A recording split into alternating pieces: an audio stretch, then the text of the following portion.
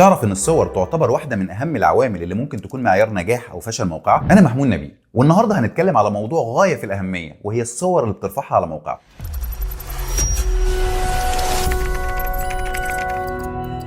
في الاول خلينا نتفق ان مفيش موقع الكتروني ما فيهوش صور، فبالتالي اي صور على موقعك سواء صور منتجات او خدمات او حتى صور توضيحيه تعتبر من المكونات الرئيسيه لموقعك، وليها تاثير مباشر على الاداء والنتائج اللي ممكن تحققها، ولو ما اهتمتش بيها ممكن تؤدي الى فشل موقعك. تعال نعرف مع بعض ايه اشهر المشاكل اللي ممكن تقابلك وازاي تقدر تحلها. اول مشكله هي بطء موقعك. الصور هي من اهم اسباب بطء موقعك، وعشان تفهم الموضوع بشكل ابسط عايزك تعرف ان اي موقع انترنت انت بتفتحه في حقيقه الامر انت بتعمل داونلود للموارد اللي فيه، والموارد دي بتكون يا اما صور او فيديوهات او ملفات بتتحفظ على جهازك بحيث انك لما تيجي تفتح الموقع في المره الثانيه يتفتح بشكل اسرع. فبالتالي تصور معايا انك عندك موقعك فيه 10 صور بس وبدون اي ملفات ثانيه، وال10 صور دول كل صوره فيهم 10 ميجا بايت، فبالتالي انا عشان افتح موقعك مضطر احمل 100 ميجا بايت. تخيل معايا انك بقى عملت تحسينات وخليت ال 100 ميجا بايت دي 20 ميجا بايت، هل تتوقع ان سرعه الموقع هتكون نفسها؟ والمشكله دي عشان تحلها محتاج تعمل حاجتين. اولا تعرف مقاسات المكان اللي هتتحط فيه الصور، وتطلب من المصمم انه يسلمها لك بنفس المقاسات دي، ويا ريت يسلمها لك بالامتدادات الحديثه زي الويب بي.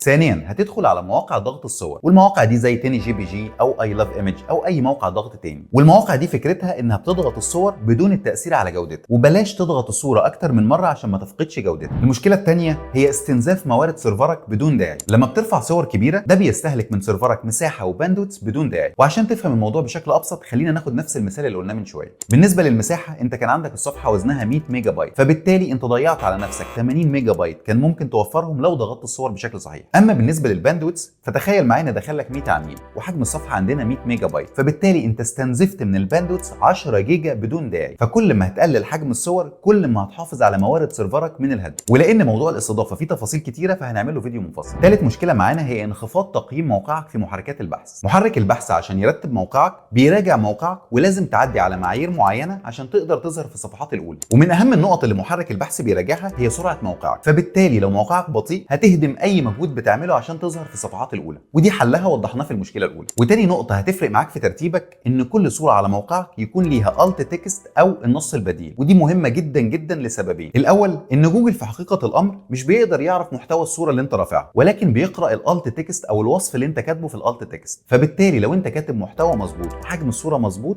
فهتزود فرصك في انك تتصدر محركات البحث. السبب الثاني لو الصوره حصل فيها اي مشاكل وتعذر تحميلها فالنص اللي انت كتبته ده هو اللي هيظهر مكان الصوره. اخر مشكله معانا ان الصور ممكن تكون سبب رئيسي في انخفاض مبيعاتك، لان لو الصور جودتها رديئه او مش موضحه تفاصيل المنتج او تعذر تحميلها بسبب حجمها الكبير فدي اسباب كافيه ان عميلك ما يكملش عمليه الشراء. وهنا يفضل انك تصور صور منتجاتك بجوده عاليه ومن جوانب مختلفه والاضاءه تكون واضحه، وما تنساش المقاسات والضغط اللي اتكلمنا عنه. واوعدك لو اهتميت بالنقط دي هتشوف تحسن كبير جدا في اداء موقعك.